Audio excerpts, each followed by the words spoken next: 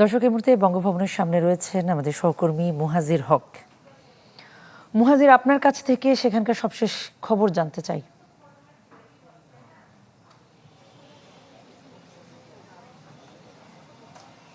কণা, আপনি জানেন যে অনেক জল্পনা কল্পনার অবশেষে রাষ্ট্রপতি, দেশের 22তম রাষ্ট্রপতি শাহাবুদ্দিন চুপ্পু তিনি পদত্যাগ করেছেন এবং এর পরপরই আমরা গতকাল বিকালে যখন আমরা তার আসলে পদত্যাগপত্রটা আসলে দেখলো সবাই, তখনই আসলে নিশ্চিত হওয়া গেছে। এর আগে সব কিছুই গুঞ্জনের মধ্যে সীমাবদ্ধ ছিল এবং এখন আমি এই মুহূর্তে বঙ্গভবনের সামনে রয়েছি, যেখান থেকে আমরা আসলে সকাল থেকেই জানবার চেষ্টা করছিলাম যে রাষ্ট্রপতি, সদ্য সাবেক রাষ্ট্রপতি, তার অবস্থান, তিনি এখন কোথায় আছেন এবং তার আজকের কর্মপরিকল্পনা কি। এবং রেওয়াজ অনুযায়ী আপনি জানেন যে রাষ্ট্রপতির এই পদত্যাগ করবার পর আজকে তাদের একটা বিদায় অনুষ্ঠান বলা যায়, সেই অনুষ্ঠান হওয়া।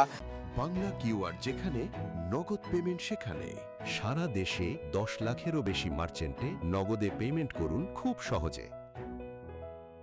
এবং গতকালকেও আমরা শুনেছি যে তিনি আবার চিকিৎসার জন্য সিএমএইচে গিয়েছিলেন, আবার চলেও এসেছেন, এরকম একটি খবরও আমাদের কাছে রয়েছে। এবং তবে আজকে এখন পর্যন্ত অফিসিয়ালি আর কোনো আমরা তথ্য জানতে পারিনি তার আর হাসপাতালে যাওয়া লেগেছে কিনা। এবং আজকে পর্যন্ত তিনি এখানে থাকবেন এমনটাই অনেক সূত্র বলছে। তিনি এখন পর্যন্ত বঙ্গভবনেই রয়েছেন এবং তার পরবর্তীতে তার যে গুলশানে যে বাসাটা রয়েছে, ব্যক্তিগত বাসা, সেই বাসায় তিনি আসলে যাবেন। এবং আপনি জানেন যে তিনি রাষ্ট্রপতি যেহেতু ছিলেন এবং সে কারণে বেশ কিছু সুযোগ সুবিধা তিনি আসলে পাবেন।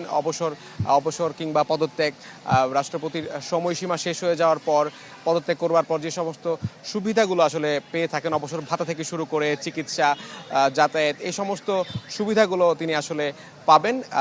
তো সব মিলিয়ে বলা যায় যে তার অবস্থান এখনও বঙ্গভবনে এবং তাকে আজকে যে বিদায়ের অনুষ্ঠান, বিদায় অনুষ্ঠানটা আসলে আজকেই হওয়ার কথা ছিল, সেটা আশা করি হচ্ছে। কনাই ছিল এখন পর্যন্ত আমার কাছ থেকে সবশেষ খবরাখবর। মুহাজির, আপনাকে অনেক ধন্যবাদ।